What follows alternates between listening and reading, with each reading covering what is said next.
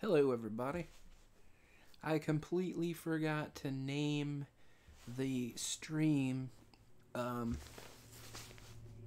the new stream. Like, I like to give it a new name every time, and so I almost posted it on Facebook with the same name as the previous stream, but luckily I figured out what I wanted to do, and I typed in Old Lady Moves as the title.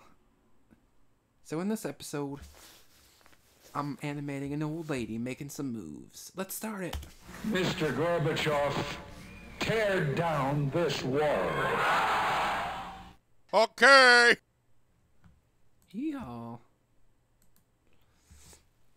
Are you guys ready for some old lady moves? Well, get ready, because that's what's gonna happen. Huh. What happened here?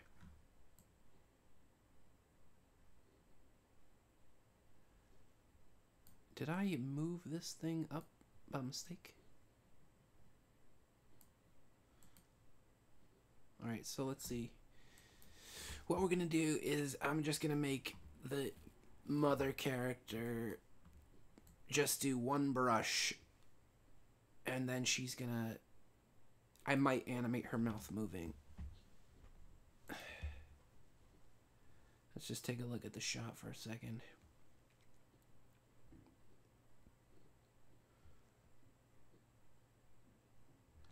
Let's figure out how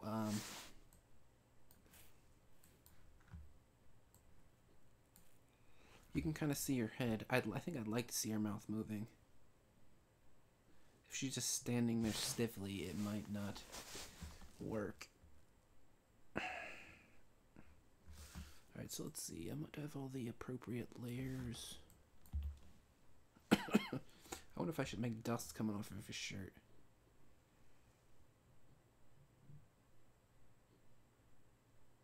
I feel like I want to.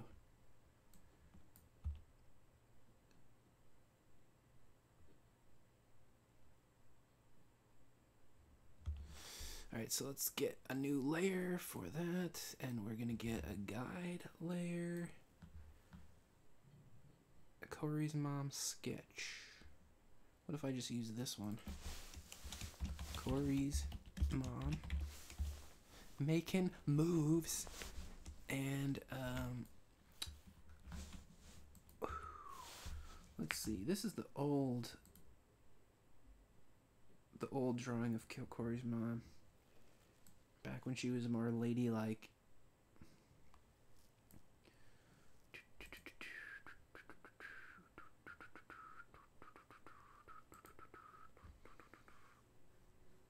Hmm.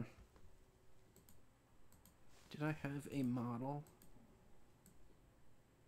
for Corey's mom?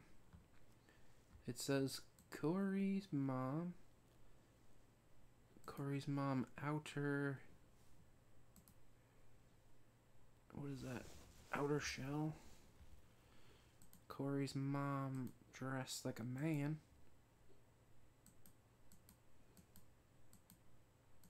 If that's even a thing in this politically correct world that we live in now.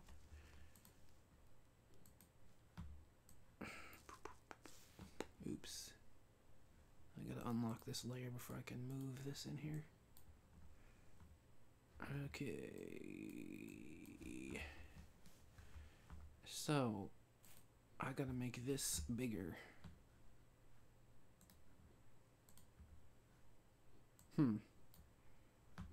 I wonder. That's way too big. She's not like 9 foot tall. She's gotta be about that size right there.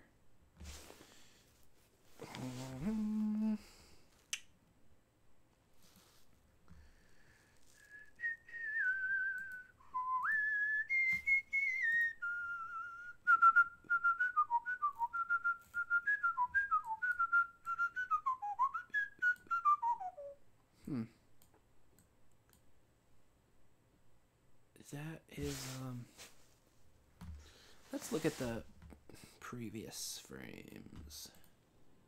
How tall was she in comparison? Big hug. I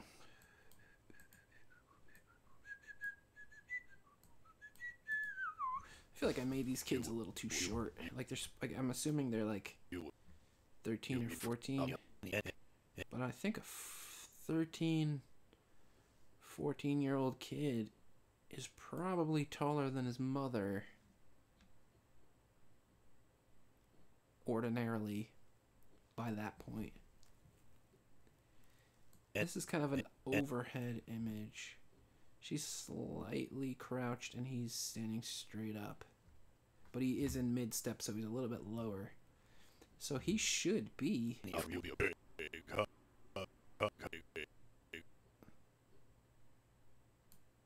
as tall.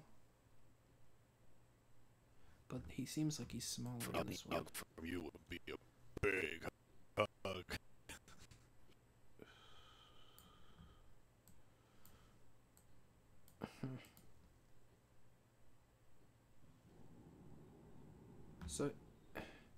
So in that frame, it looked like he was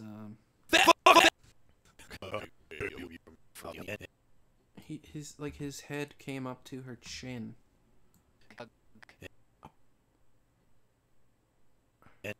I would think.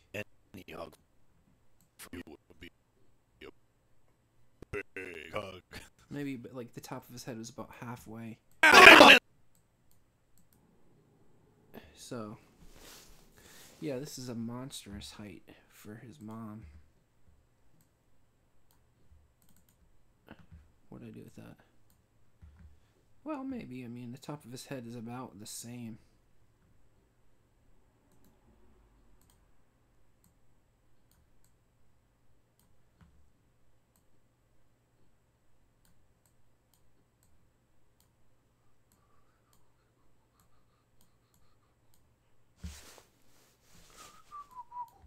So let's see. I'm guessing that's about the appropriate size, but she's also a little bit further back.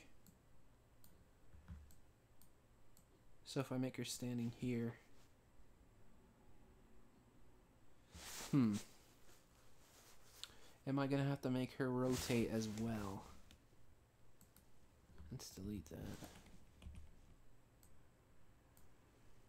Because it would be weird if these other two characters are reacting to what's going on around them, and for some reason she's just staring straight ahead lifelessly.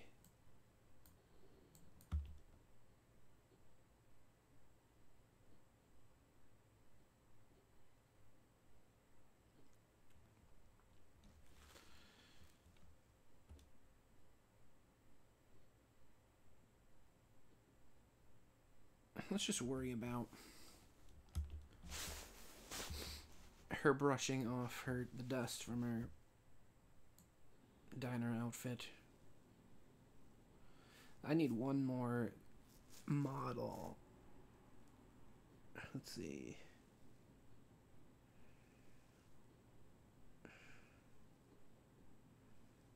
Corey's mom.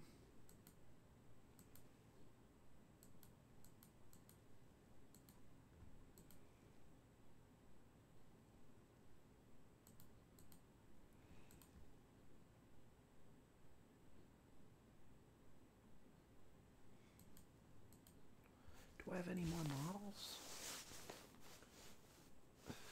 Maybe I put it under mom or Kay's mom. I need to label my stuff. What was the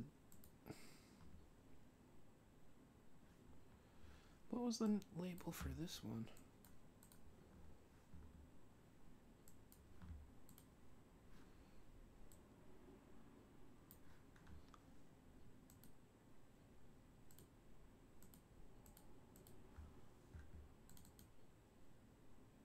Corey's mom, outer shell. Hey, boys. Corey, come over here and give your mother. Oh, I can delete some of this probably. Okay, so this is Corey's mom. Okay.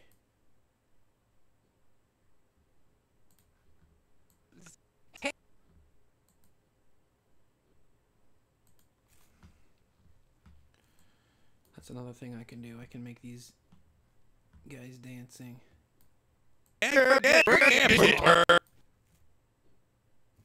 If I finish this. Hey, boys. Corey, come over here and give. Okay.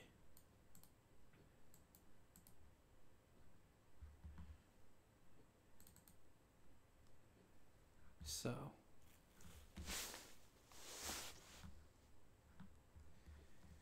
Let's make another layer. Corey's mom, outer shell was the name of it.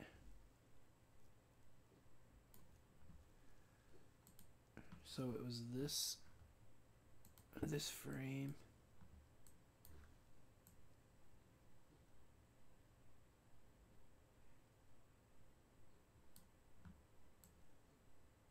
Let's oh, come on, Dan. Get your H out of your A. Huh, but if I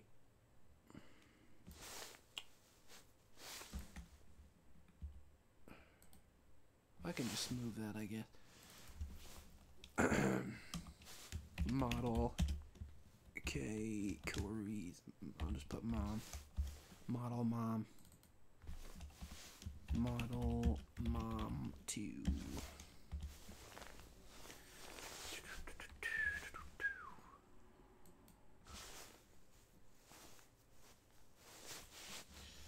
That's a crazy looking mom.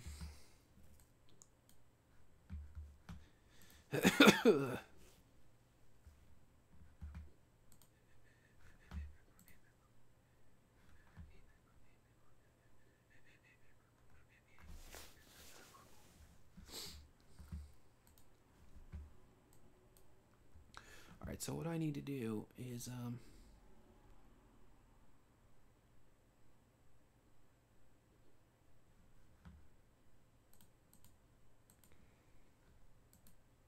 maybe I'll start it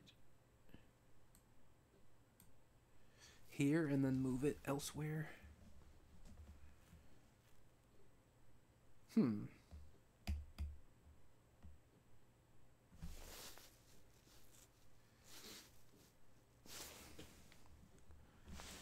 just make my keyframe here, and I will draw over it in blue. Do I just want to trace it, or do I want to draw a new picture?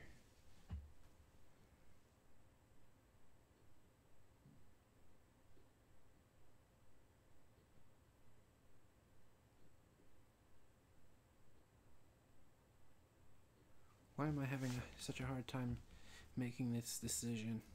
Is there anything wrong with this drawing? I guess not. All right, let's do it. It's just that it's kind of like,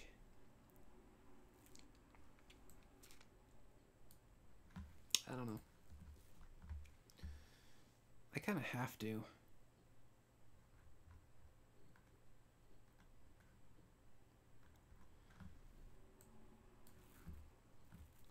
She's got to be looking down. Let's make her body curved a little bit toward the camera.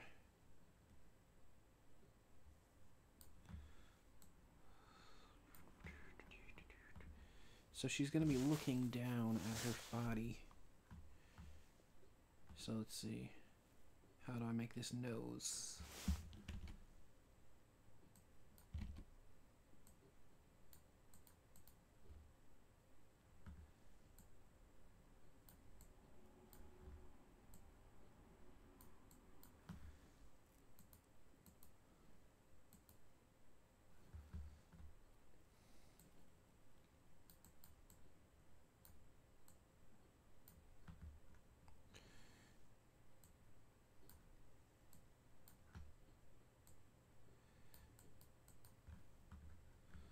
Yeah, if I just traced it, it would look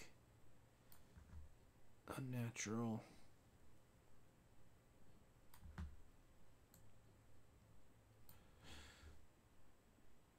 Did I make this mouth too far low? Too far down?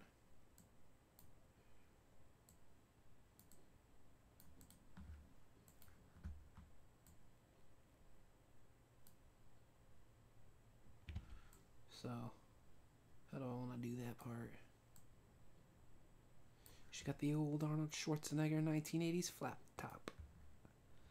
Actually,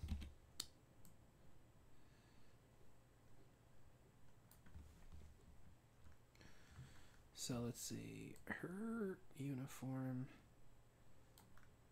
goes down like that.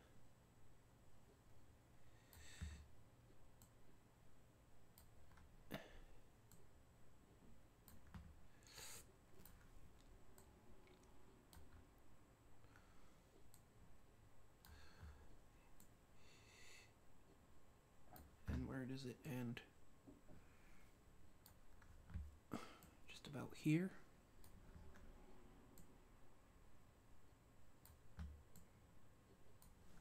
And then she's got pockets.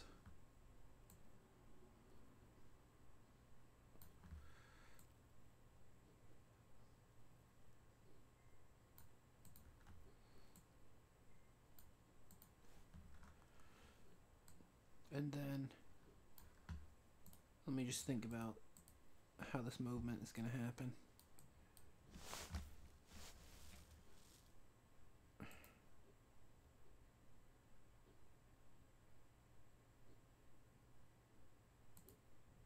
Am I happy with those legs? Not really. Let's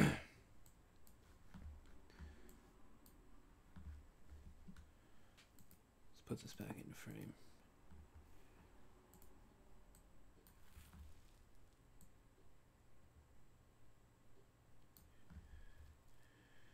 So this apron kind of goes just above the knee.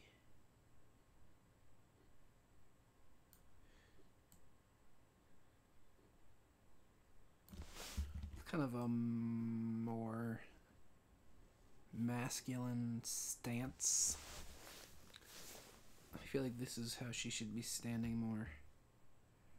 I don't think women tend to like stand with one leg out here and one leg out there. I mean, I don't think women tend to do that.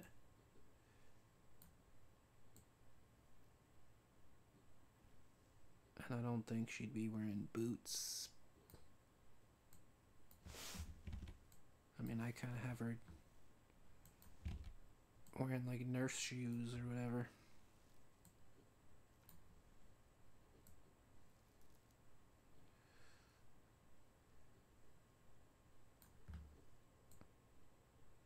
I feel like that's a more feminine stance.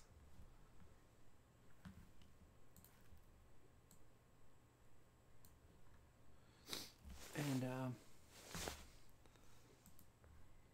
I don't like the way this mouth is yet.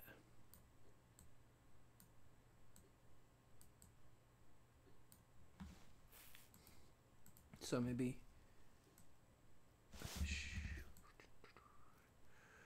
I'll start it as if she already brushed off herself one time.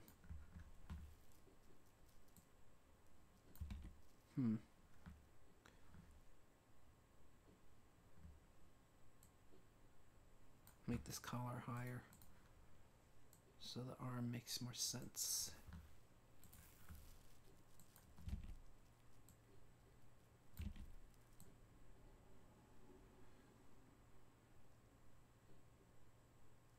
Actually should.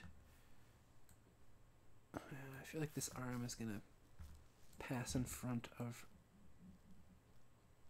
like that.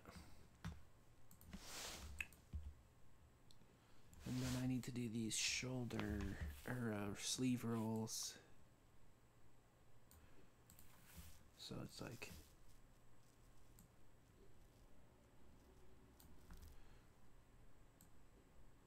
oops.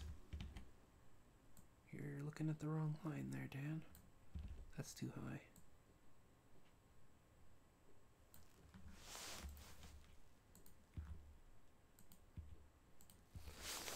Alright. So that's the position she's going to be in. She has kind of like dimples. Or jowls or something. I don't know.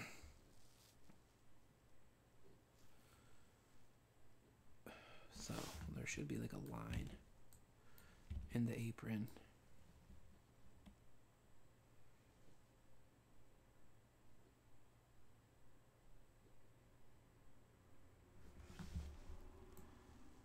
Are we good? I think I'm gonna delete this layer.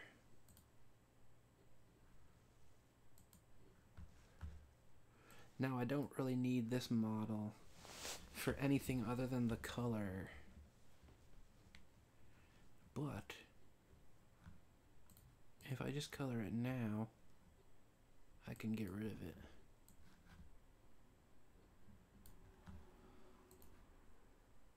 So this might be annoying for a frame or two.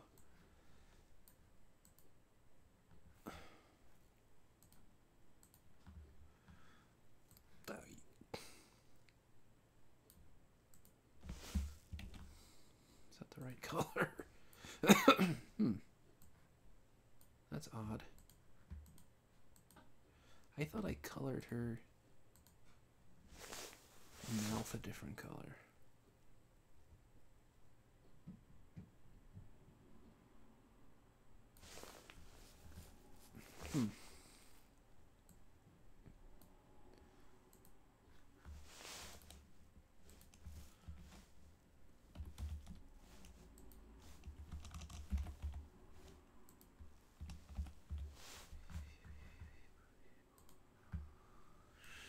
Well, are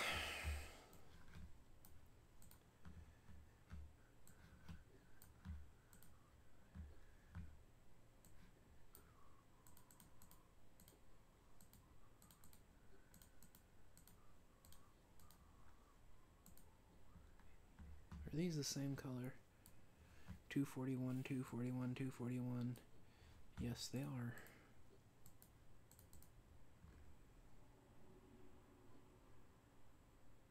Alright, I think I can delete this other frame now. No, not that one. This one.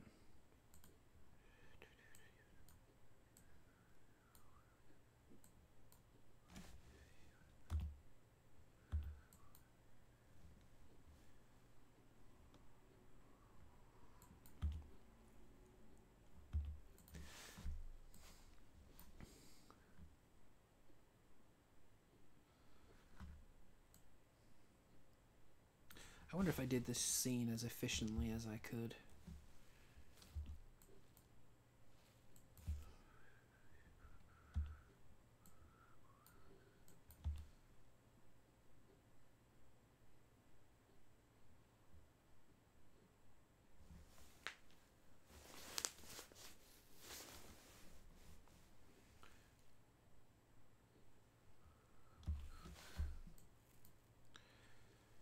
Okay. So next keyframe. How do I do this one? This other guy.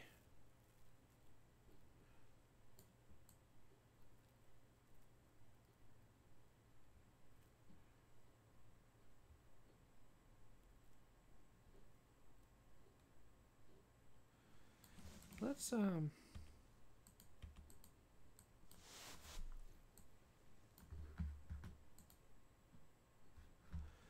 think what I'm gonna do is I'm going to make this character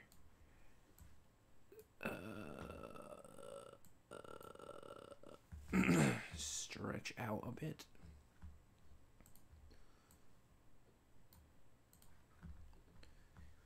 So let's make her chest up about here.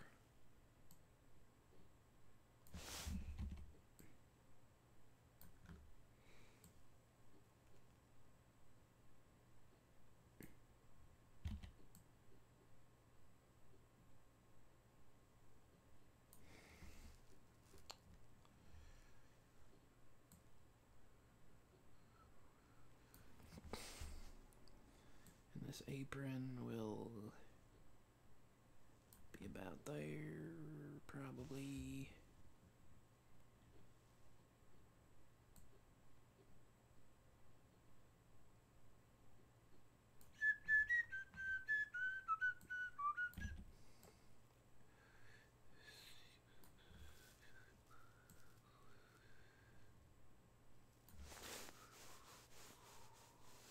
Huh.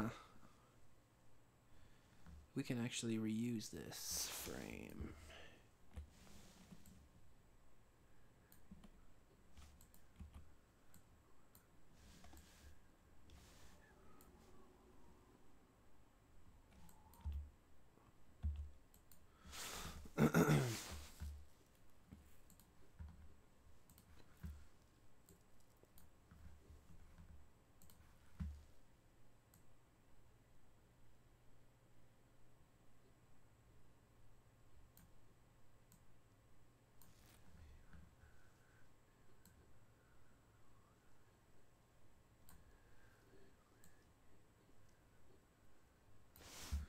Come on, Dan. You need to have nerves of a surgeon.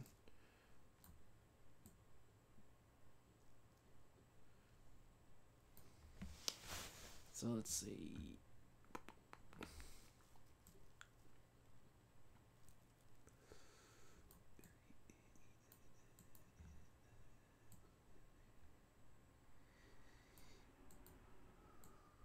Oops, what am I doing?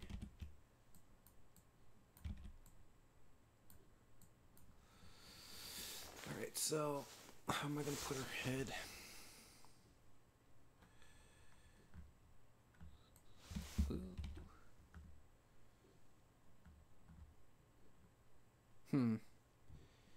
Maybe I should not have deleted the models.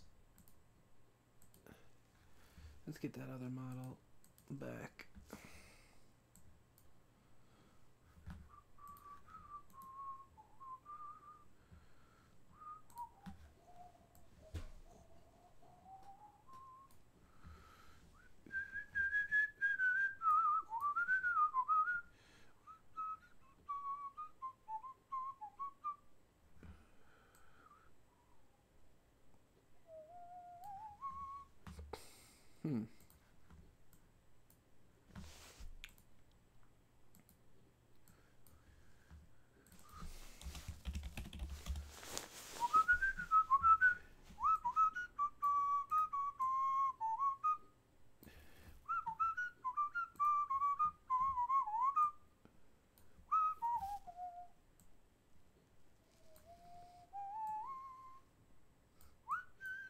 Yeah, I knew there was a different color to this lip.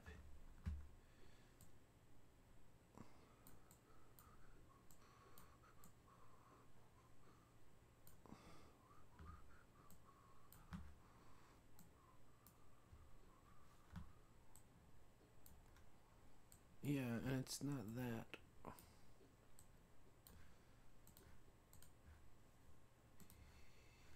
Come on, cut the crap.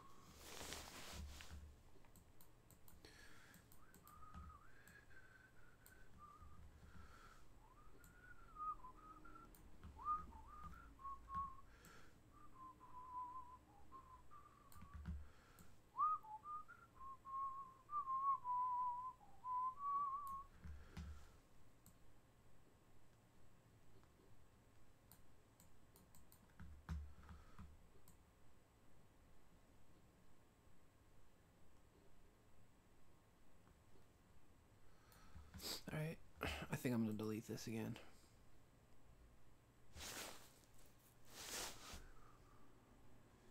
Kablow.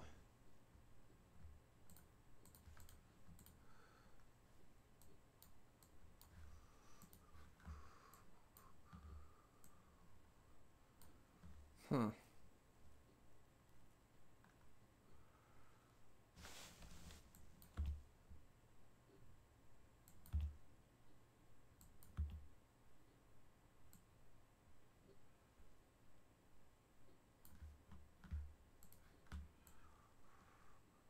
Kinda like it, I guess. I don't know.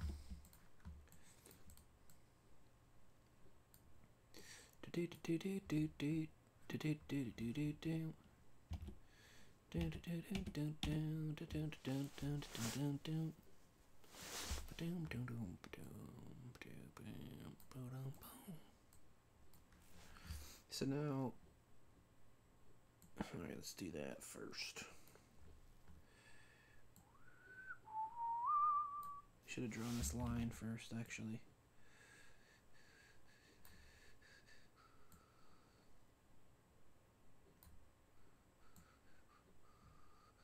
How does this look?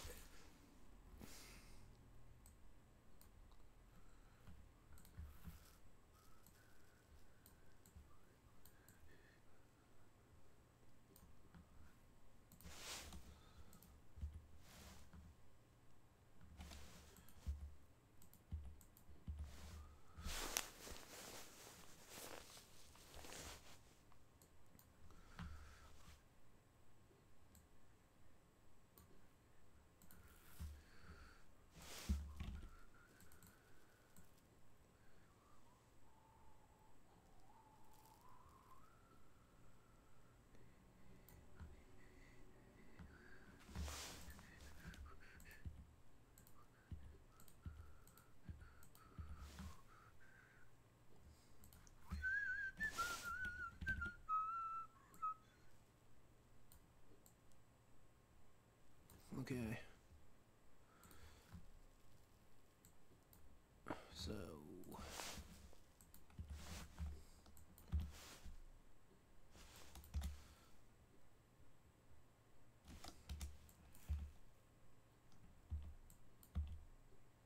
it's not too dramatic.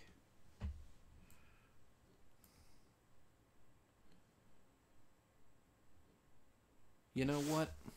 I just realized a mistake that I made.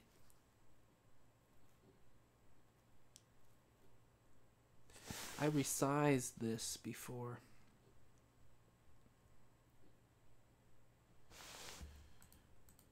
That's why this other face is so dramatically small.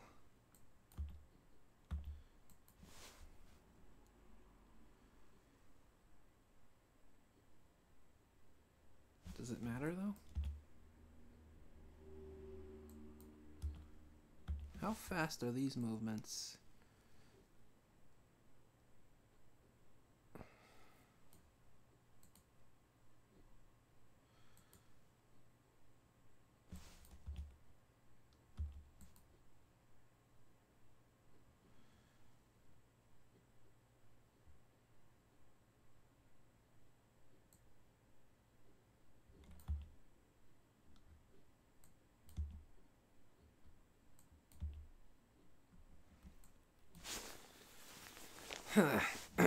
So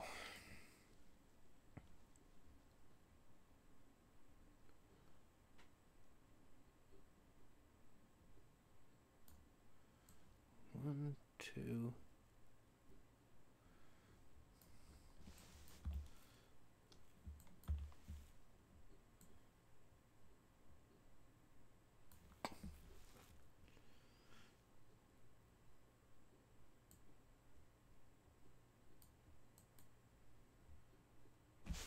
I'll make her do it 2 times. Let's see what happens. It's not going to be too much work. I'll draw it here first. Let's make it all red so I can see it.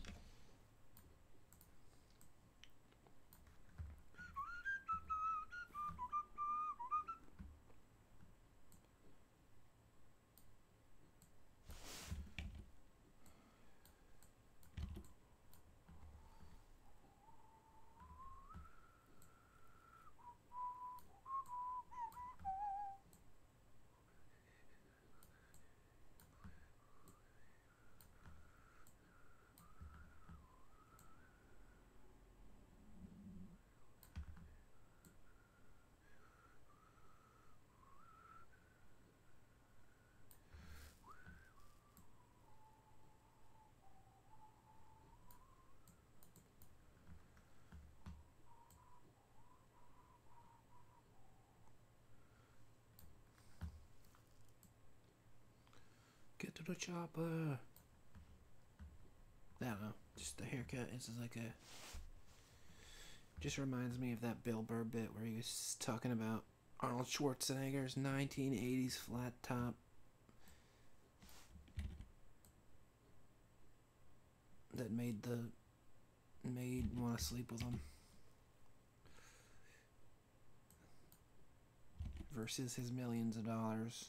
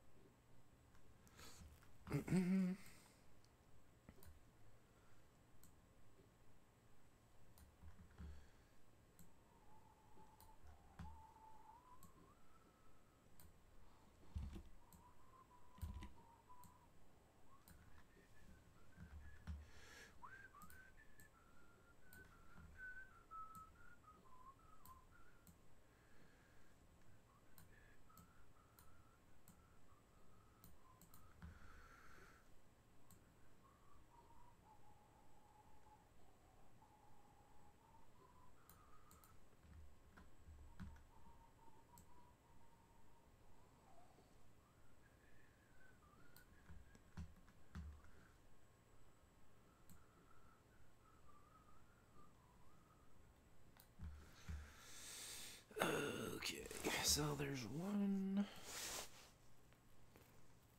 There.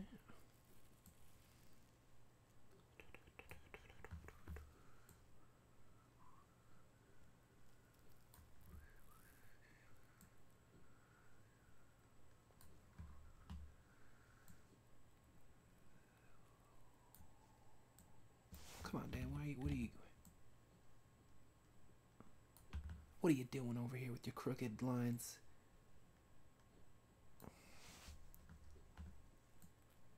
I mean, I guess it goes by so fast that you wouldn't even see it, but I mean, I just don't like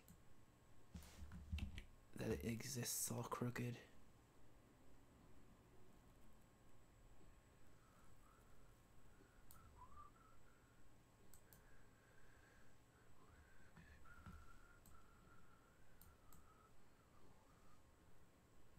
So basically, what I'm doing here is, she's brushing off her clothes because she was just on the floor, and presumably there would be dirt on her clothes. So, at the most extreme, when she's brushing off her clothes, her hands go up and then they go down as they're brushing the dirt. So I did a keyframe where her hands were up top at the start of the movement, and then I did some keyframes where they're down below at the end of the movement. So, because I don't want it to look too mechanical, I don't want the keyframes to be exactly the same. So I'm drawing a slightly different variation for the time that her hands are, like I'm doing two different frames for when her hands are way up in the top. And I'm just going to keep the same keyframe for when they're down below. So I'll use that one twice in a different position. And I think I'm going to do the first brushing really quick, so there'll be one keyframe in between those two. And then for the next one, I'm assuming she's going to run out of momentum, so there'll be two frames in between the keyframes, so it's a little bit slower. Like, the more frames you put in between the keyframes, the more amount of time it takes to get from one keyframe to the other. So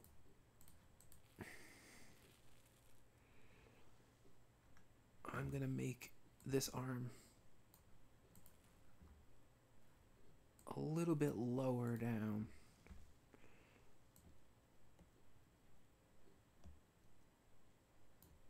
I feel like I want her to be behind Corey.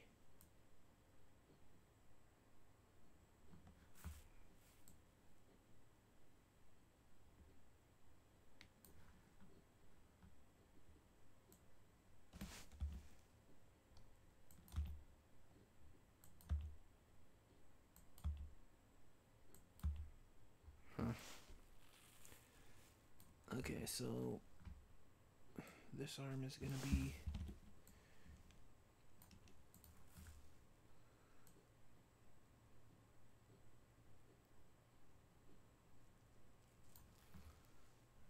and we can erase these blue lines. I'm going to make Corey invisible for a minute.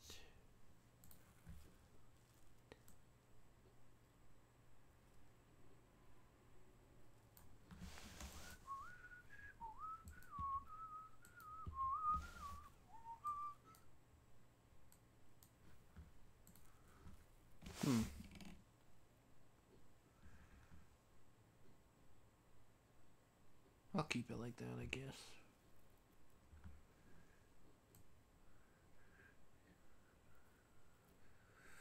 This arm I'm going to make out a little bit more. Does that look weird?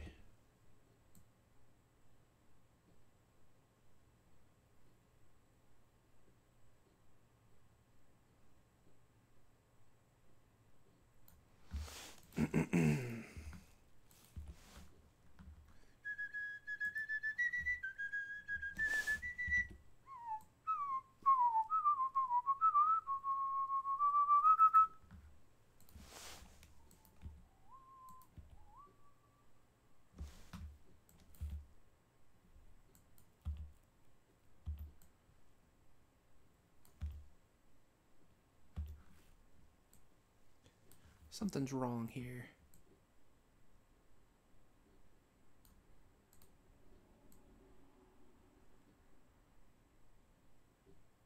Oh no, nothing's wrong. I'm just... Okay, maybe I'll use... Okay, I was mistaken. I'm using this frame 3 times.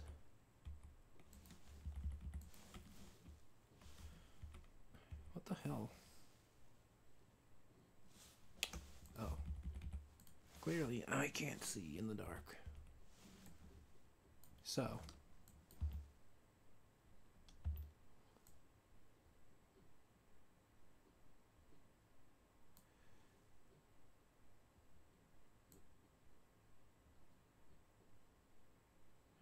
Alright, so her hands are down now because either she just got up from the floor or she was brushing herself and the camera came in when her hands were down.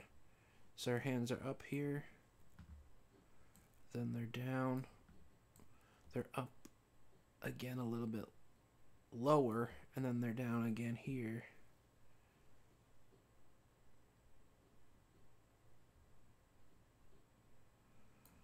But this frame, she's slowing down, so these two are farther apart. Alright, so... Oops. Whoa. Sorry about that. I had to take my coat off. Sometimes, if I get cold, I'll just put my coat on backwards like it's a blanket.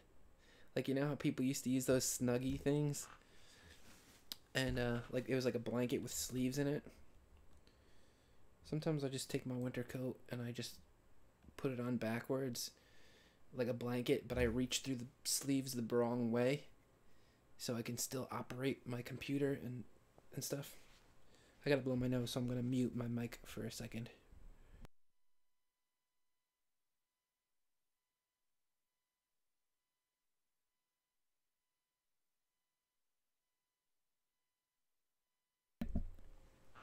But yeah, I was getting a little too hot.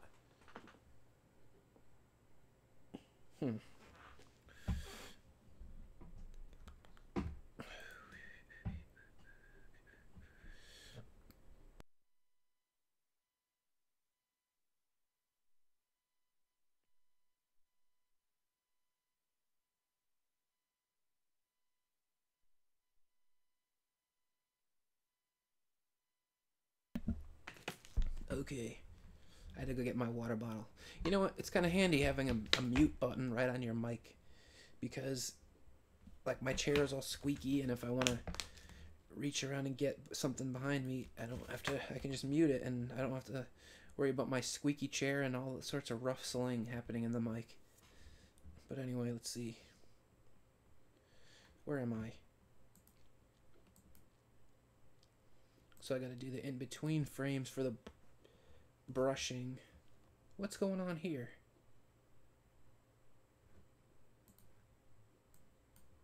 Why is her finger all mangled up?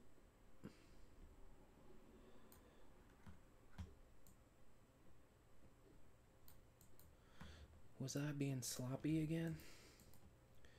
Okay, so that's just the line for the pocket. Just gonna save that.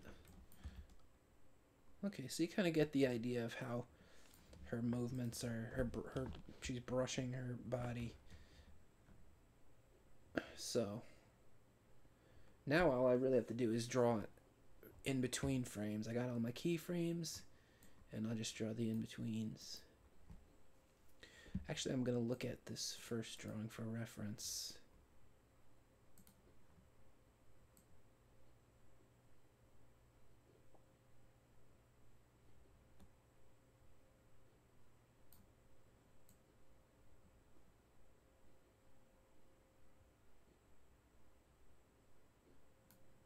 Okay.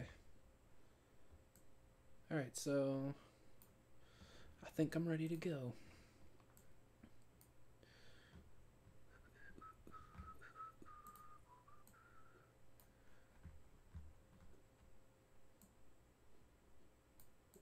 Just gonna draw it right in the middle. I always forget to draw things like these crow's feet lines around her eyes.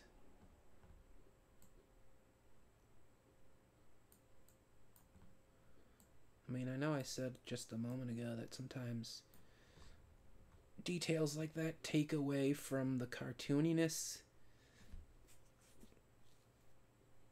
but I don't know. In the case of this character, I feel like it adds something to the character. Like, I don't know, it just adds just a little something.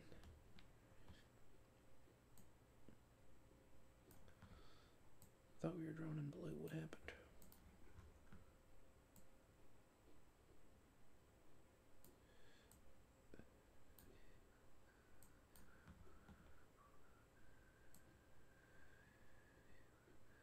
So I'm just drawing a line in between the red and the black.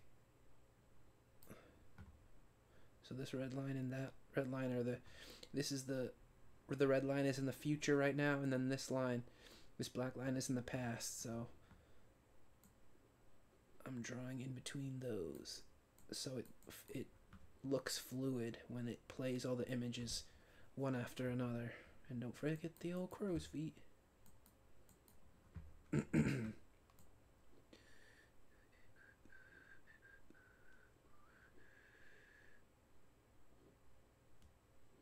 am I looking at here?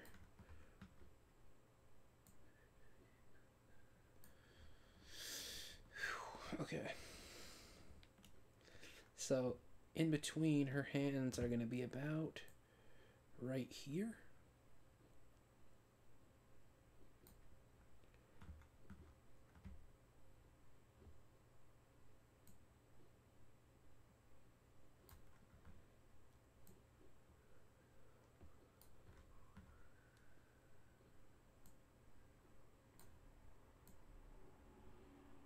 Right in between. Let's see, that's the shirt collar there.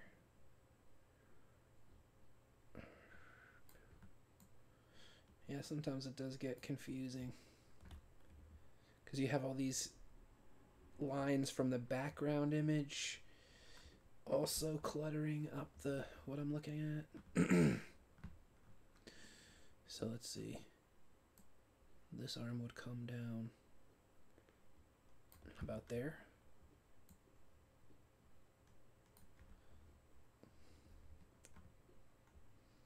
Let's see.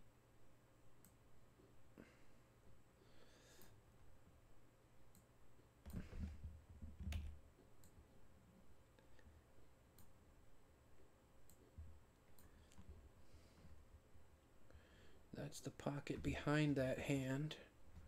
So this pocket would be about there.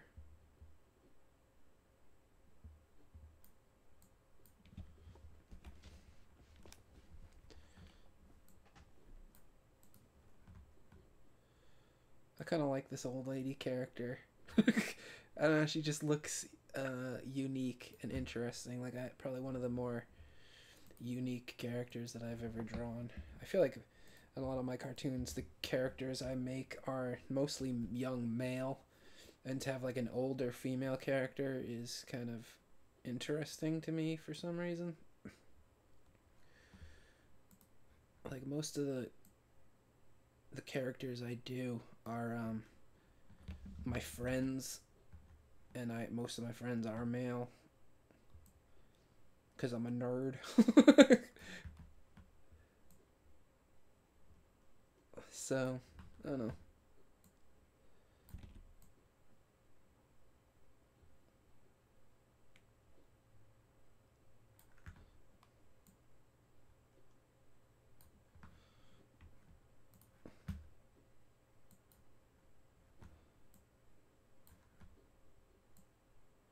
Alright, so let's see.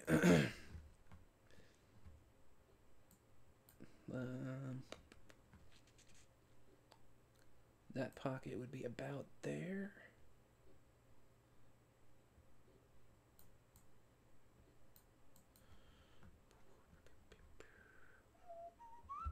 Let's look at this frame. So, wait a minute. What happened? Did I click on the wrong frame? Yes, I did.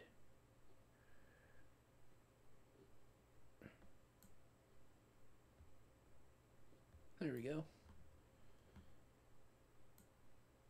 And I need one more rolled up sleeve. I don't really, because this arm is way out of frame, but if I need to adjust this picture a bit or reuse it for something, maybe it would just be good to draw some of the detail that's out of the frame. That's something I do a lot. I'll just draw a detail that you'll never even see, because if, like, in the case of this one, the arm is outside of the frame, but I've made many animations where I need to zoom out and resize drawings that I had already done, and then I didn't draw the detail that was outside of the frame, so I had to go back and redraw all the stuff that I left out.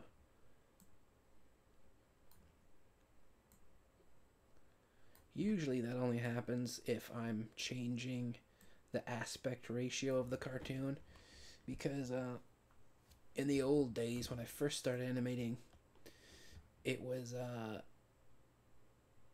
like the frame dimensions were something like I don't know, 450 pixels by something else, and then YouTube made it standard that the aspect ratio was like 800 pixels by 400 or something. Let's take a look at what it is now. 800 pixels by 450. And so I went back and changed a lot of my movies to the correct aspect ratio, so there weren't ugly black bars on each side of all my videos. And because I had to resize it, I often had to draw a lot of stuff that was not, wasn't originally supposed to be in frame. So there was just like, there could be a scene where, oh, this person's missing an arm, or whatever, what have you. Sometimes I just have to draw, like if somebody was walking into the frame from off the screen, then I'd have to draw a few extra frames of walking just to, so they didn't appear out of nowhere and then continue walking onto the screen. A lot of the early KR47 animations that I made were like that, where I had to draw. I had to add space to the backgrounds, like a few inches of space to each side of the background.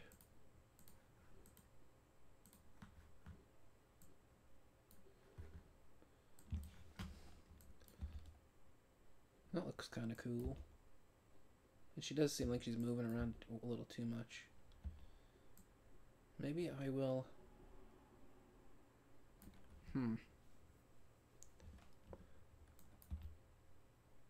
Yeah, that does seem like it's too herky-jerky.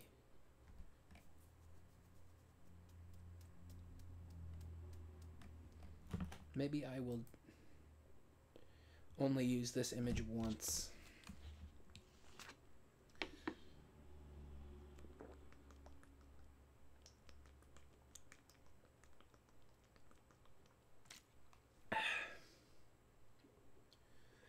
I'll draw another one and use that one twice.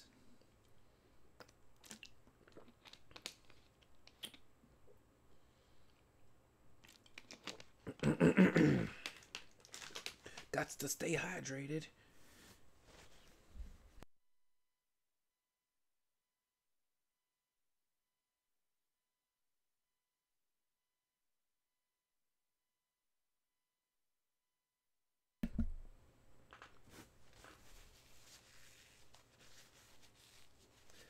This cold just won't completely go away. It's just like lingering. I kept trying to kill it off completely. There's this restaurant in New Haven called Faux Spice. I believe that's what it's called. And they have it's like I think it's Taiwanese, but it's some kind of Asian restaurant. I'm pretty sure it's Taiwanese, but I can't remember exactly. But anyway, they have this soup called Bo Co. And my brother was telling me that whenever he gets a congestion or a cold or something, he goes down and eats and orders that from. He doesn't live in Connecticut, but he's got like a Taiwanese restaurant where he lives, and he was saying you should go down there, order this one soup. It's really spicy, and at restaurants like that, they often serve like a bottle of sriracha sauce. And so he said, get the Boco or Beefo, or like I think they had a different name for it where he comes from. I think he said Beefo, but in my neck of the woods, the restaurant I go to calls it something like Boco. And he said, take the sriracha sauce and just spray a whole bunch of it into your soup, and then eat the soup, and then it just clears out your sinuses. And I've been doing that, and I did it a couple days ago, and it really cleared out my sinuses. But I think after that, I did something else. Like, I went out in the cold air and I stayed out too long, and then I think my cold was like, all right, now's our chance to make our move, so we're not killed off. And it kind of came back a little bit. There's this other place that I go to that serves French fries with dipping sauces. And one of the dipping sauces that you can get is wasabi.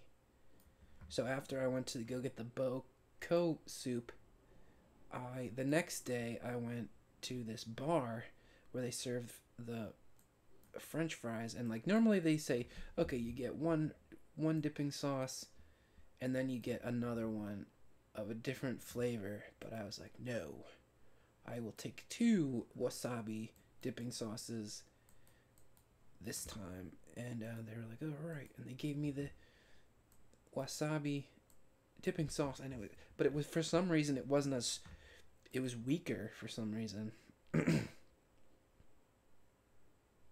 Like, it just didn't have the potency that it had on previous occasions, because on previous occasions my sinuses would be utterly cleared out.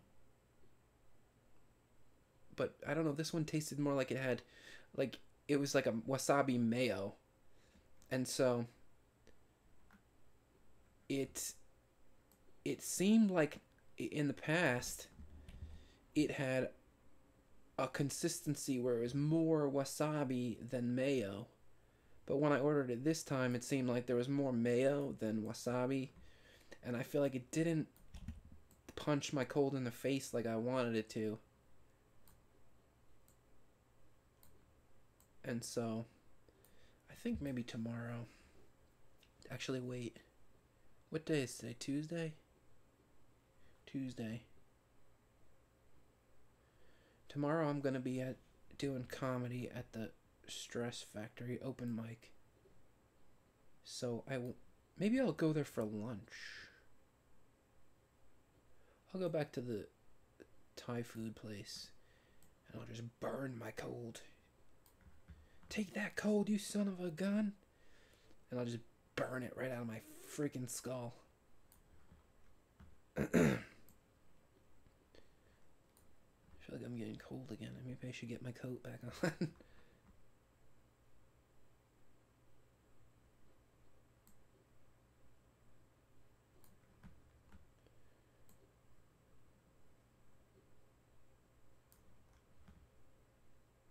Alright, I'm gonna mute my mic so you don't hear the rustling and crackling.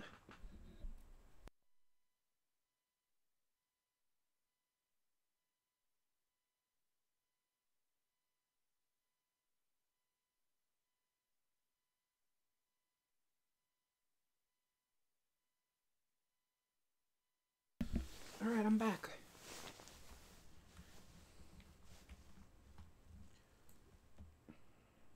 I should probably get some more cough drops too.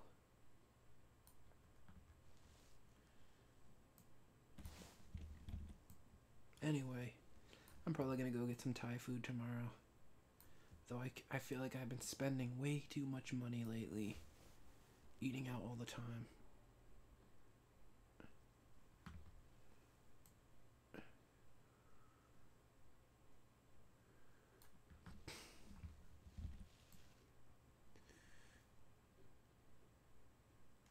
Let's see, I'm going to be at the Stress Factory.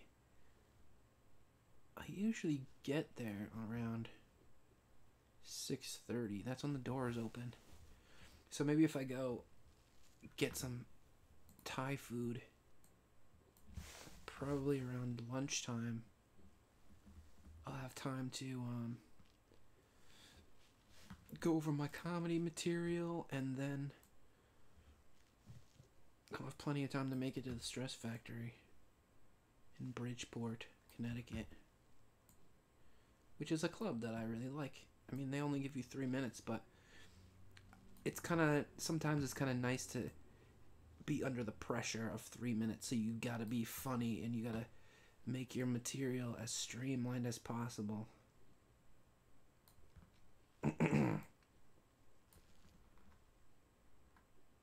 So let's see, this frame is a down keyframe, so I gotta remember that.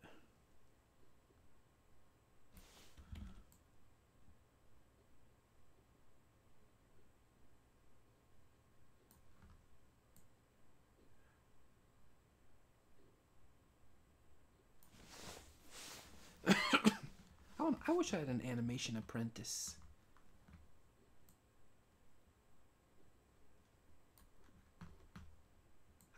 I know quite a few people who know how to draw, but it's just like every time I talk to them about doing animation, they never seem to want to. Like it just, I don't know if it seems like it's too much work or what. And it is a lot of work, it's just that, you know, when you see the final product, it's kind of cool. I wish I could I could put out more content than I do. Part of that is just like me not being able to get my A in gear. But I am doing a lot of things, and sometimes I'm just like, I'm tired and I can't, I don't know, I just don't. It's hard for me to be enthusiastic about things. But like once I get started, a lot of times it's like, oh, I like doing this. This is fun. Like animation, like now I'm having fun. I'm enjoying the problem solving. And I'm at the point where I've done more than I have left to do, I think. And so it's just like, yeah, this is like I'm starting to see the thing come together. So I'm gonna delete this frame. Oh, I forgot to draw crow's feet again. So let's see. Delete that. I'm actually kind of looking forward to being done with this shot because it's like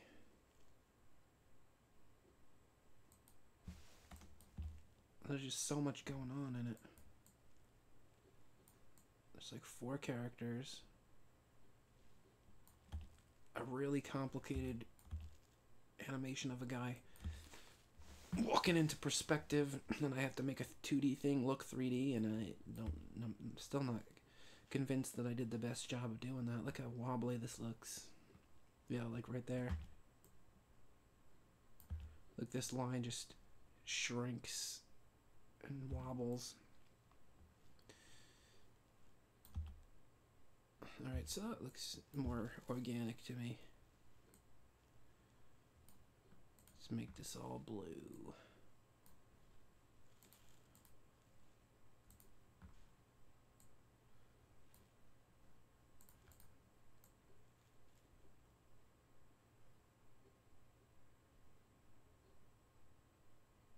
Let's make this red. So now I gotta in between some stuff.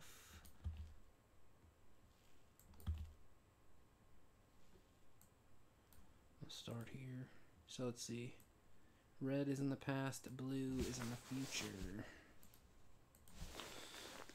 I feel like I want to start with the arms first.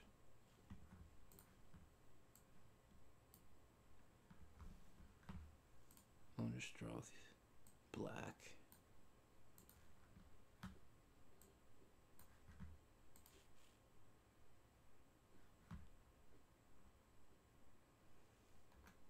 I've had one consistent viewer the whole time. It's just kind of cool because, like, whoa, somebody's interested in what I'm doing.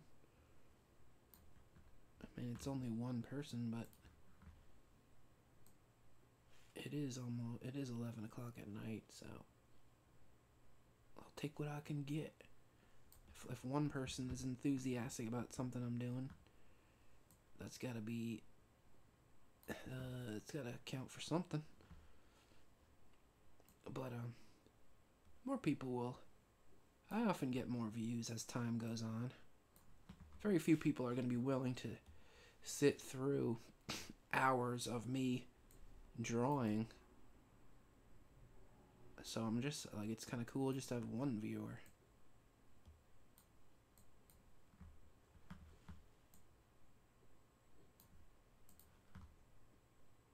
Sometimes I like to try and guess who it is. Like, I know my friend, like when I posted a link on Facebook, my friend Pete liked it and my friend Jacob liked it. So it could be one of them. I know my friend Dion sometimes watches them. And then Private Sleepy sometimes watches them. He's a viewer from YouTube that often watches my friend Pete.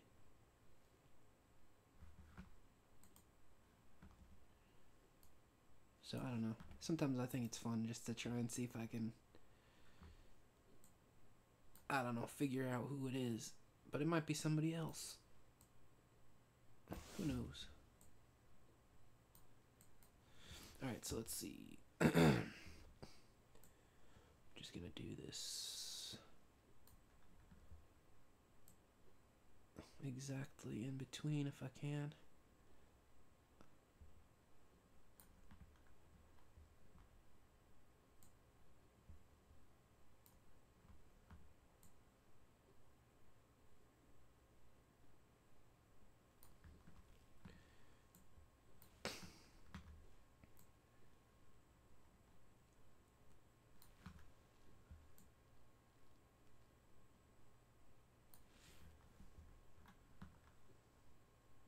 Okay. Of course, I'm gonna have to draw the stuff that's not even gonna ever be seen.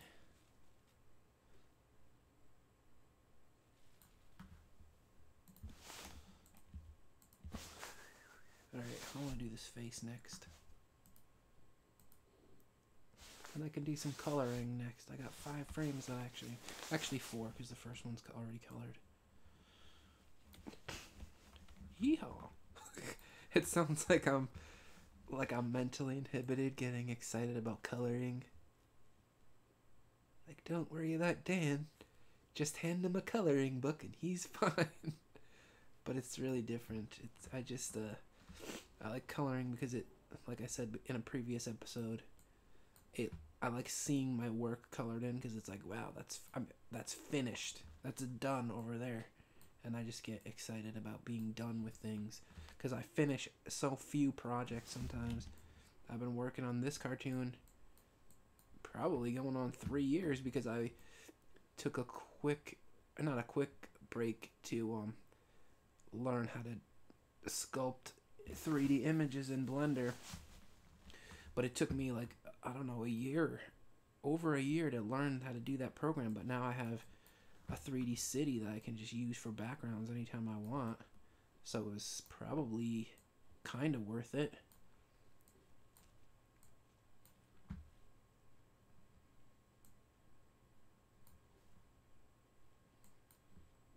I think it's worth it.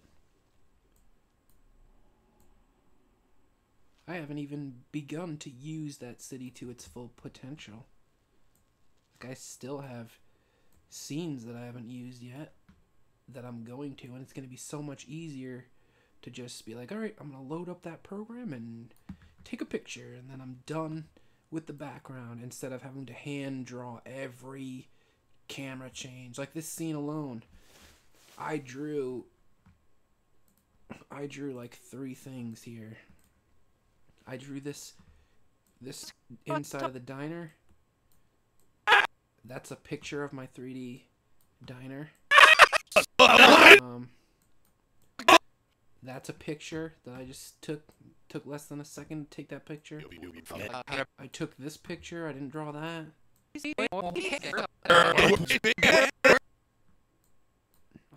Wait, did I say that? I drew this one. This is one of the few that I drew. And then I drew this. So out of the 3 background drawings, I drew that. I drew 3, and then I just took a picture of 1, Your mother. 2, 3.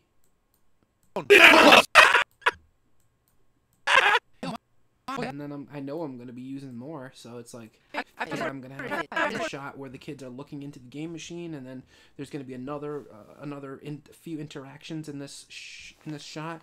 So it's just like all those backgrounds instantly generated.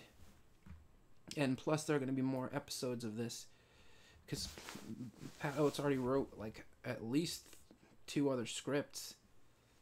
And it'll be so nice to just be able to take a picture and not have to worry about that.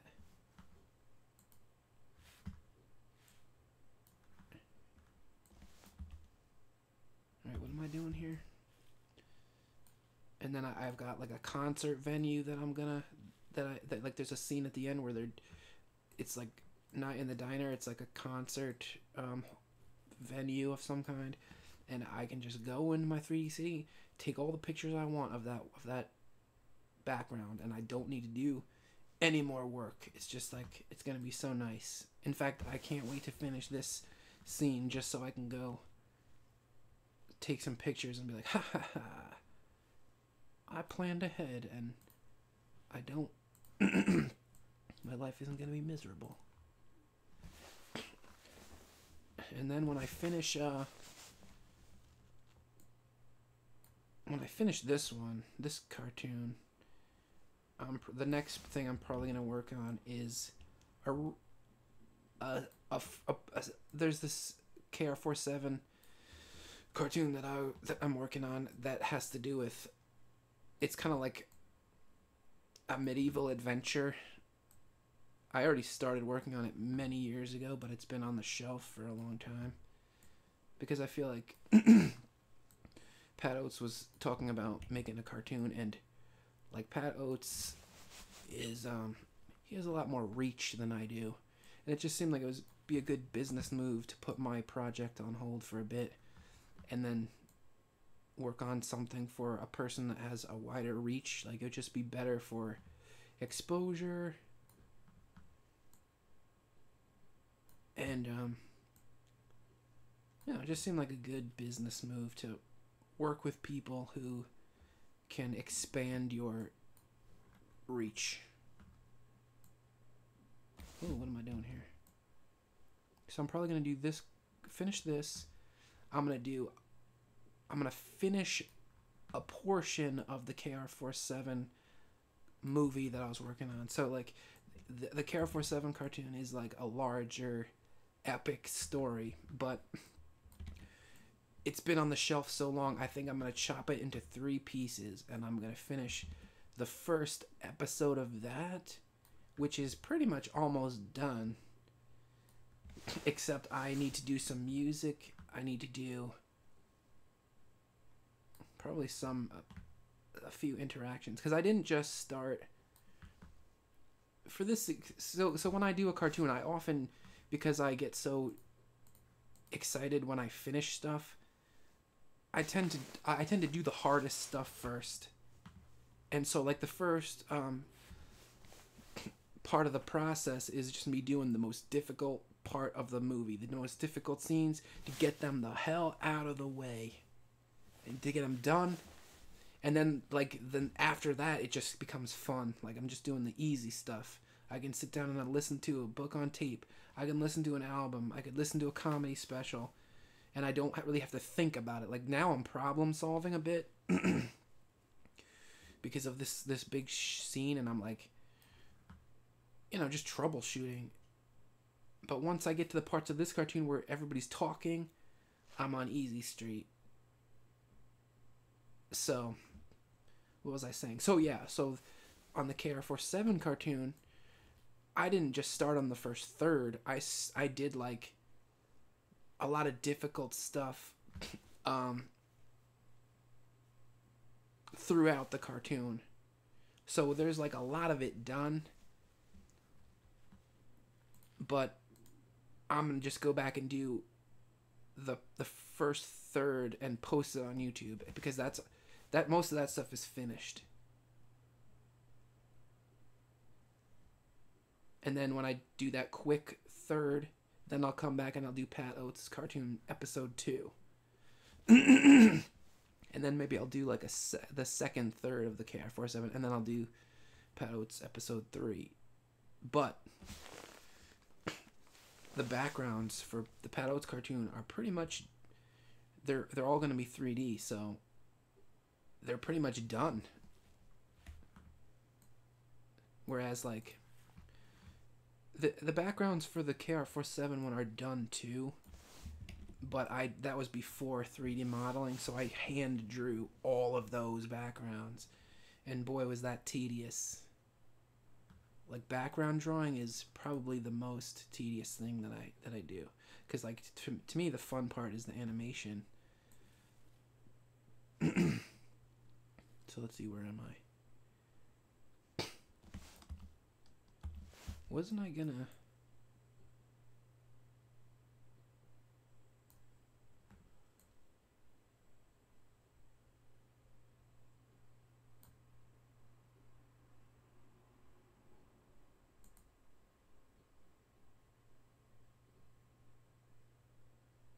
What is this frame? Oh, this is the, okay, I know what this is. This is the second frame where her hands are high up. Alright. Yeah, I feel like I'm getting more enthusiastic just talking about some of the projects that I have going on. Because I spent like, I don't know, 2 or 3 years. I feel like I've lived in this house like 3 years now, and I started working on my 3D. I started working on the Pat Oates cartoon before I lived here.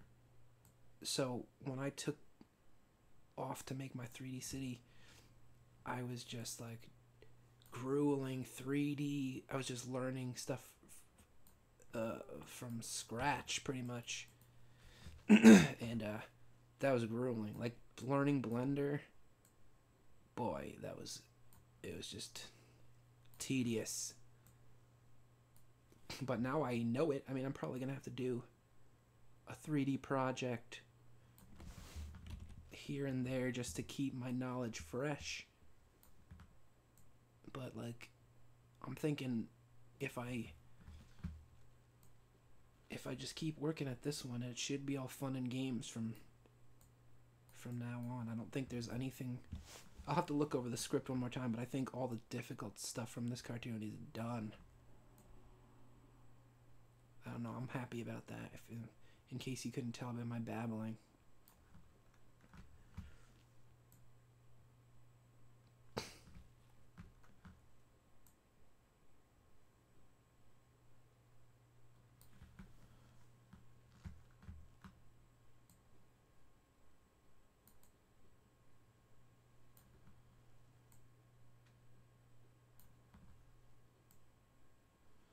And then I'm hoping at some point, I've said this in the past, but I'm hoping at some point to compile a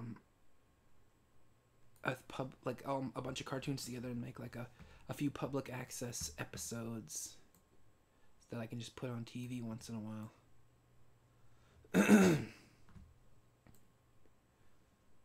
And having this Pat Oates cartoon, it'll eat up a lot of time in the public access show, because a lot of my cartoons are just like, they last a few minutes and there isn't enough content to make several shows. So if I do, I don't know, if I do a bunch of what's going on here? Okay, I was confused for a second.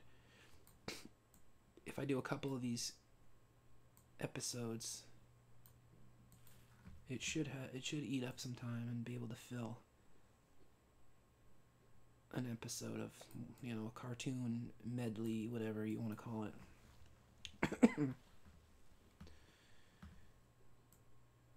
And then I kind of want to do...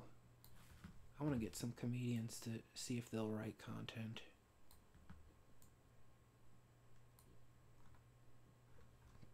Nothing epic like this. Like, this is a cartoon with multiple camera angle changes, and it's like got all kinds of dynamic stuff going on. But like SNL sketch length stuff, because I have my own ideas and I want to do those too. What the hell? Why do my lines disappear as soon as I draw them? But I also have in the works a KR47 TV pilot, and I gotta work on that too. But like, my brother wrote me a script for an animation that was also on the shelf for a long time, and I can use the 3D city that I made for this cartoon for that. I'll probably change a lot of the coloration and stuff around, and then I'll just have infinite backgrounds that are going to be 3D. Already done. I might need to make a few more settings and whatnot.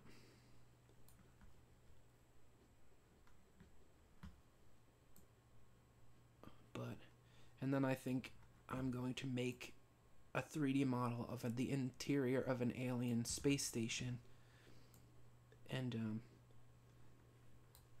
I have a silent, not a silent movie, but a no, like, there's gonna be no talking in it. There'll be sound, there'll be music and sound effects, but I don't have, like, it'll be like a sci-fi thing where you can intuit what is happening through actions and not dialogue. So I don't have to, like, that's a whole element that I can remove. Like, I can just do that cartoon anytime I want and fill up as much time as I want without the extra step of having to seek out actors and direct them and have to correct them if they're not doing a good job. And I don't know, just feel like it would be a neat idea.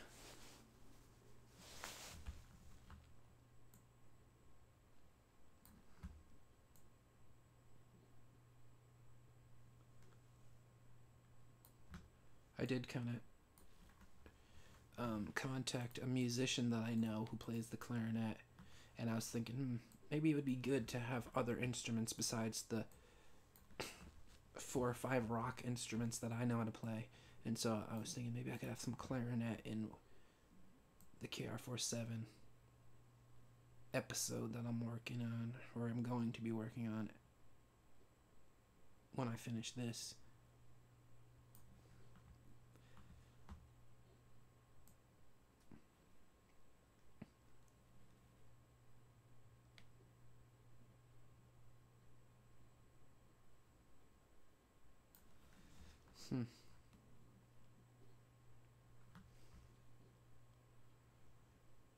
Does this arm seem like it's too short? I think it is.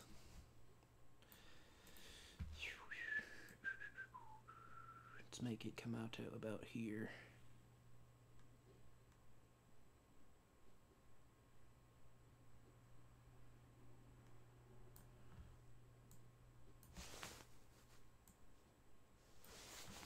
That looks too fat. Like, I mean, not too misshapen, I should say. Maybe I'll just, and then I'll cut inward about here.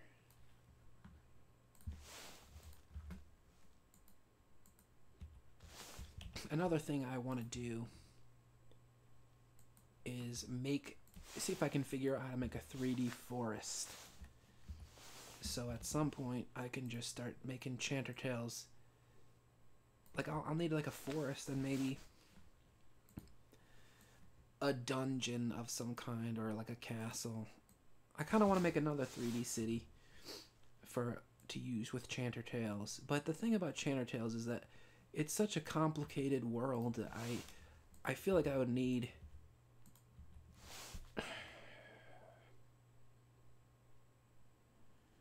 probably a minimum of 5 actors to tell the story that I want to tell. And I was thinking about doing a comic book that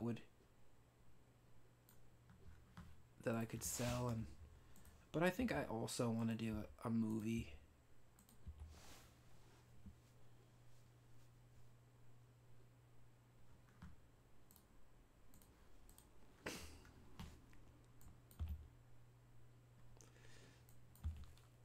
I'm gonna color some stuff in now.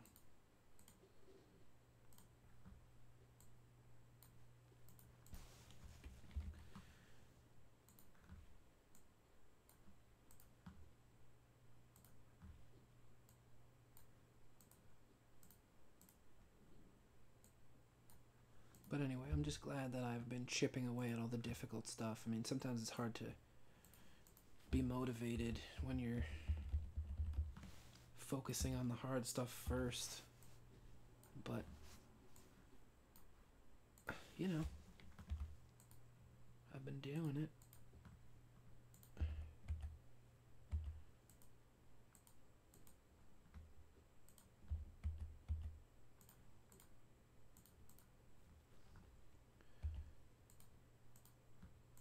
Oops. Oh, come on. What the hell's going on here?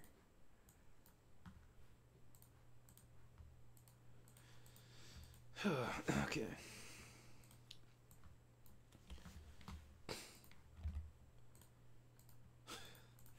Oh, this lady makes me laugh.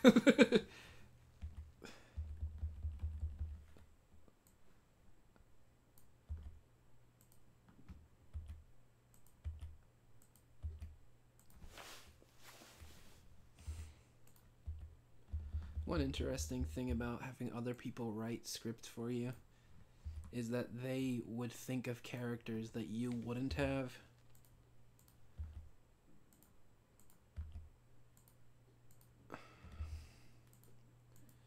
And it makes things a little bit more interesting sometimes to just have somebody add dimensions to what you're doing that you wouldn't have come up with yourself.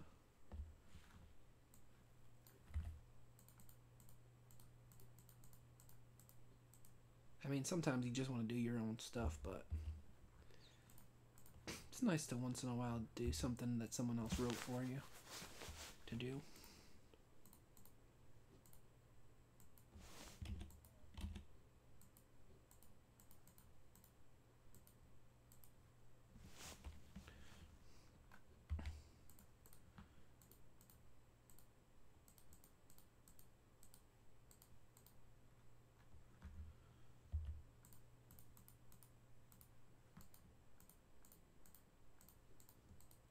Oops.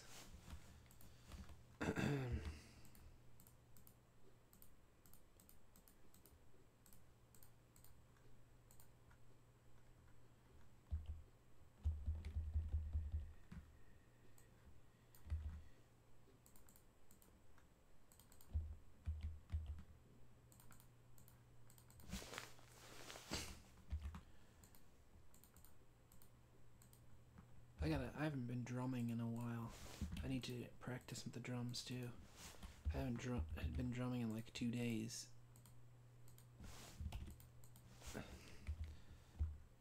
I think I'm gonna try and stay up all night and then maybe I'll just stay awake and then I'll just drum around 2 o'clock p.m. tomorrow.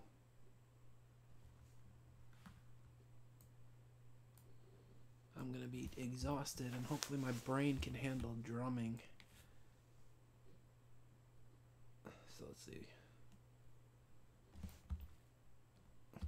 I like it.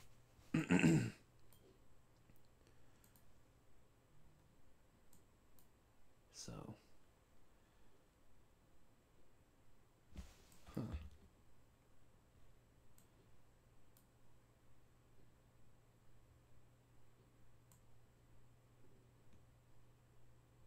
That's weird. Well, it's more dynamic than the other character I did who was brushing himself off. There's more movement going on, at least. Whatever. I'll start with the arms. Make sure I save my thing.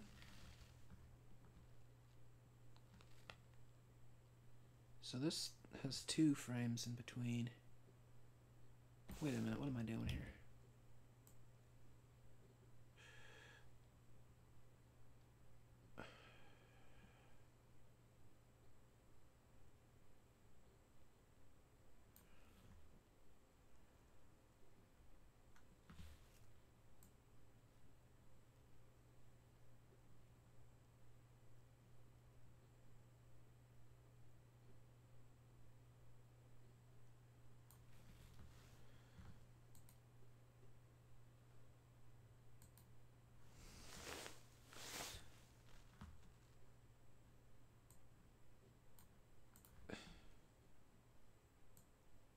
Whoa, wait a minute.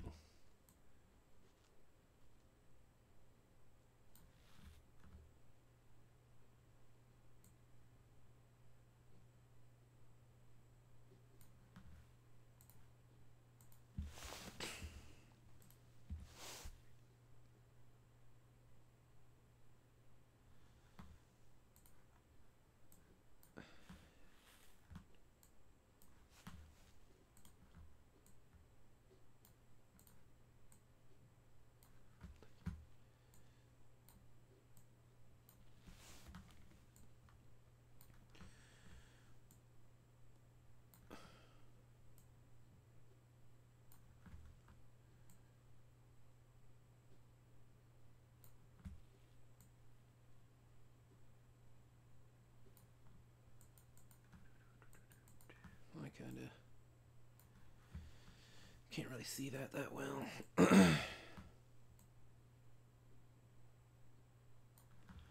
Should I up the thickness to a different line?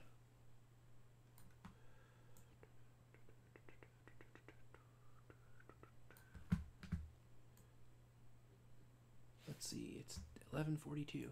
So I'm almost going on the 6-hour mark of animation today. So I'm more than halfway done with my 11-hour marathon. I wonder if I should get up and take a break, like go for just stand up for a bit, go to the bathroom, maybe go to the Cumberland Farms and get snacks.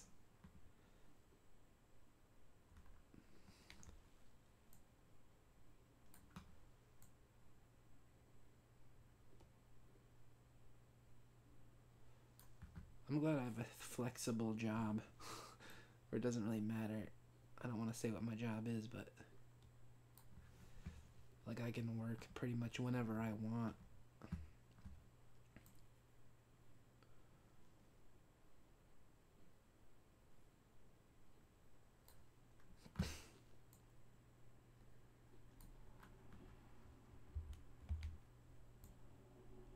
Because I can't sleep ever, and it's just a pain in the ass dealing with the fact that I can't sleep, and then I might have to sleep in the day.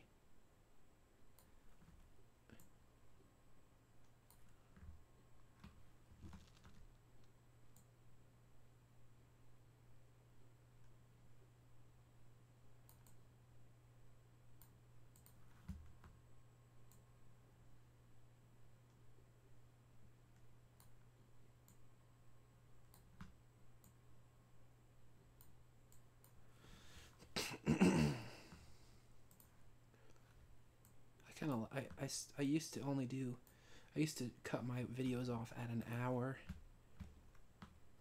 because I was under the impression that my computer would crash or something. I think something went wrong one time when I tried recording for a long time. But then I just like, oh, I've been recording for an hour. Let's go for 2 hours and see if it crashes. And then it didn't crash, so I was just like, alright, let's up up the time to 2 hours per segment. And I feel like my YouTube channel is less cluttered. I mean, I feel like I was really originally hoping to put all these tutorial documentations, or whatever you want to call them, I was going to put them on a different channel, so that all my finished work would be on one channel, and then all the unfinished stuff would be on another one, and it would just be more organized.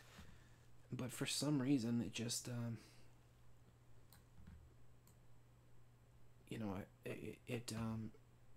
YouTube just put them all on the same thing, and it was kind of annoying. Maybe I should just get another email account and just do it that way.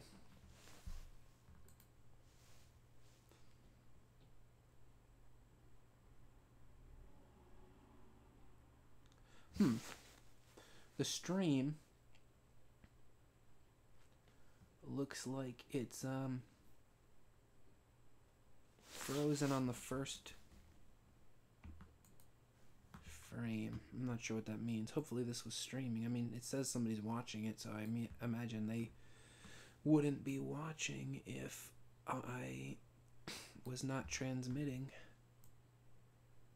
I'll have to double check my work in 14 minutes at the 6-hour mark.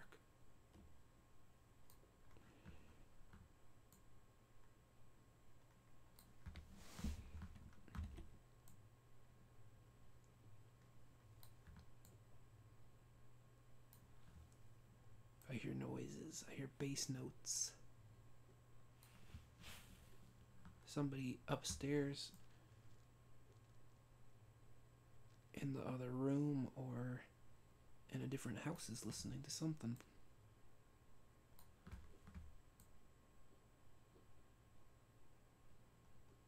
I'm starting to get hungry.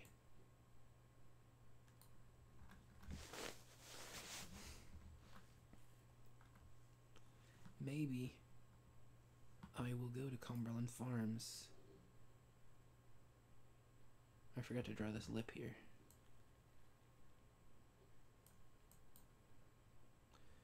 Maybe I'll go to Cumberland Farms and get snacks.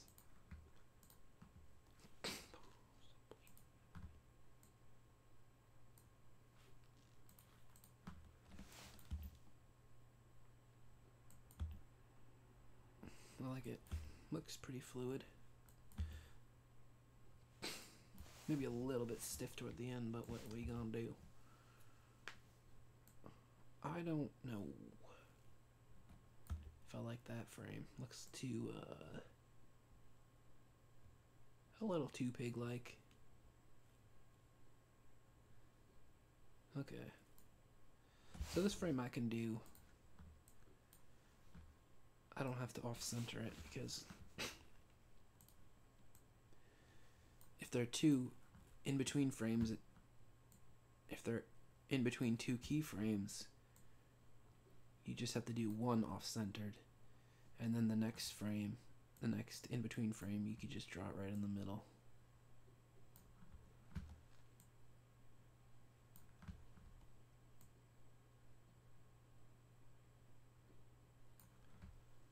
Sometimes it's hard to figure out how to talk about doing animations, like if I'm referencing a technique. Like, I'm assuming nobody is listening to hours and hours. I'm assuming nobody watched all of these videos. Like, I assume that maybe one person is. But it's like, okay, so do I need to explain everything again for new watchers? Oh.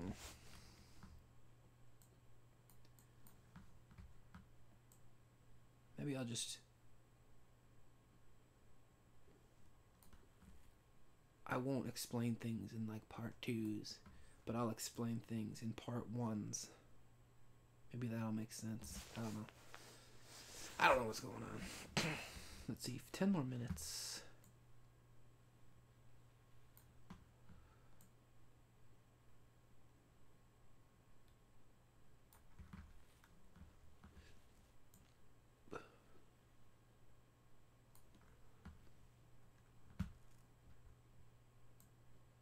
Wonder what I should get at Cumberland Farms.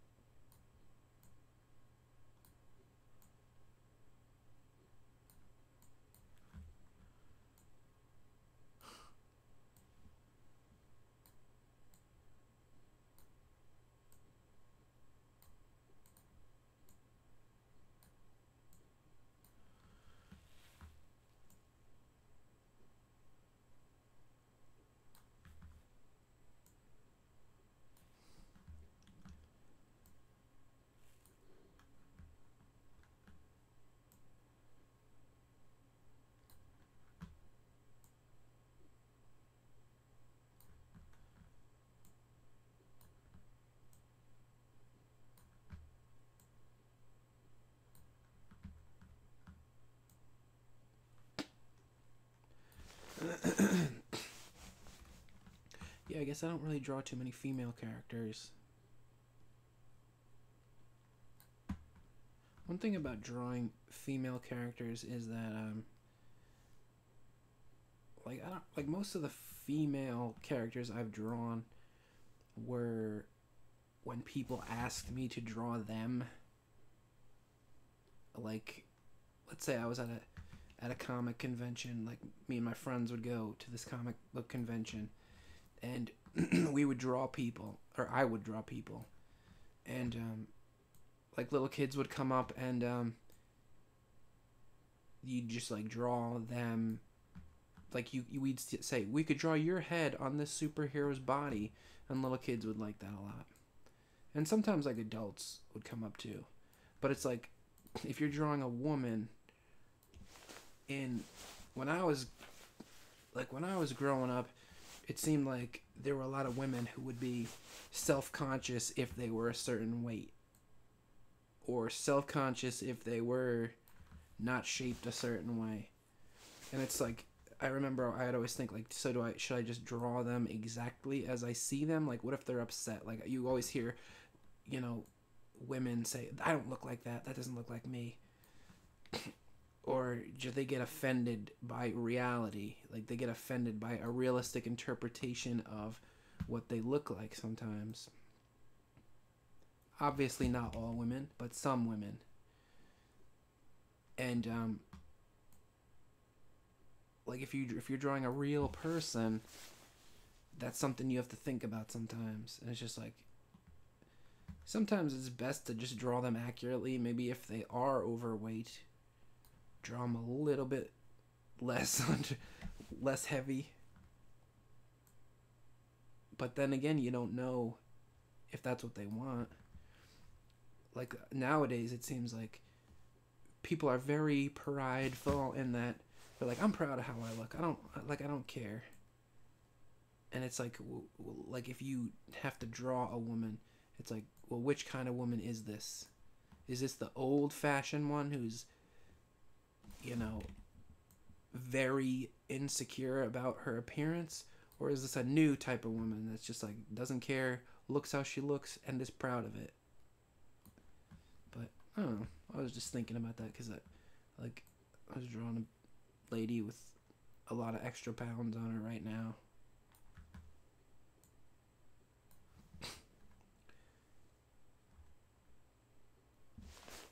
Like, men don't really seem to care at all. They just, like, you could just draw them exactly how they look. Unless they've got, like, well, I guess if they were deformed in some way, I'd have to draw them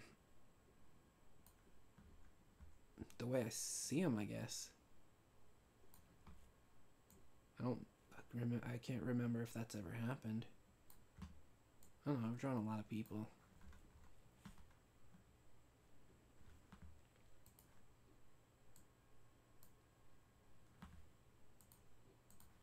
But most of the time I draw cartoon people. It doesn't really matter how accurate I need to be. But at those like comic book conventions, you'd want to draw a realistic, you'd want to be able to recognize the people because they want a picture of themselves a lot of the time with their head on a superhero body. Some people would just come up and like, here, draw me this truck. Draw me, you know, these inanimate objects from this movie or comic book. But I rarely have to do that because I rarely draw people, like real people. All the people I draw are either my friends or they are fake people. They're just characters.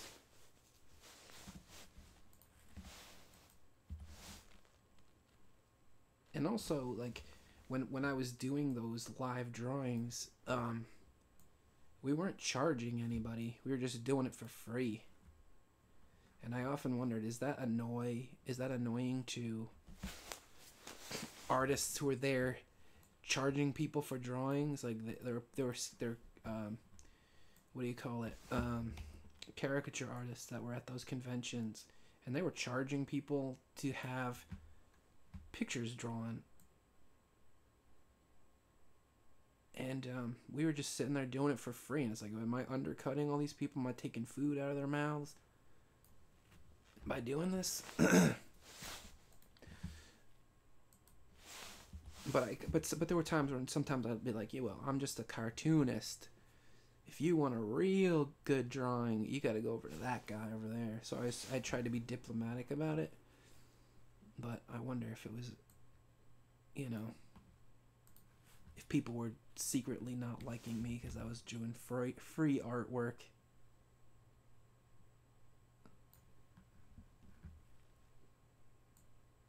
Anyway, I don't really like doing that so much.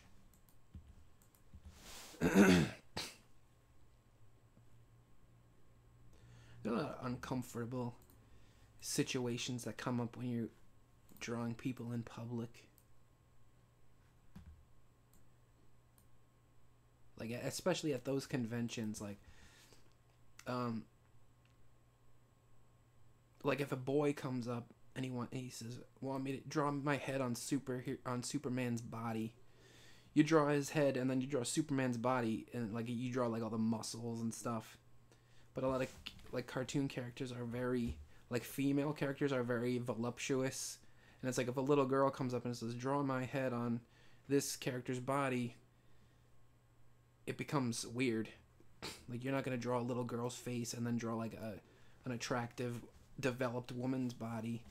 So it's almost like when little girls come up, you treat them differently. It's like, I'm going to draw you the way you look wearing, like, with a costume on. I'm going to draw you cosplaying this character. But like if a boy comes up, you're just like, all right, you get all the muscles and stuff. So it's weird. Like you're it's almost like you're forced to treat people differently based on whether or not somebody would respond like I'm a creep.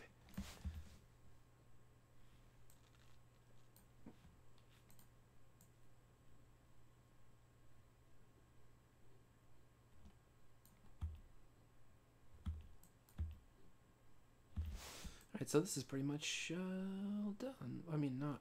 Wait.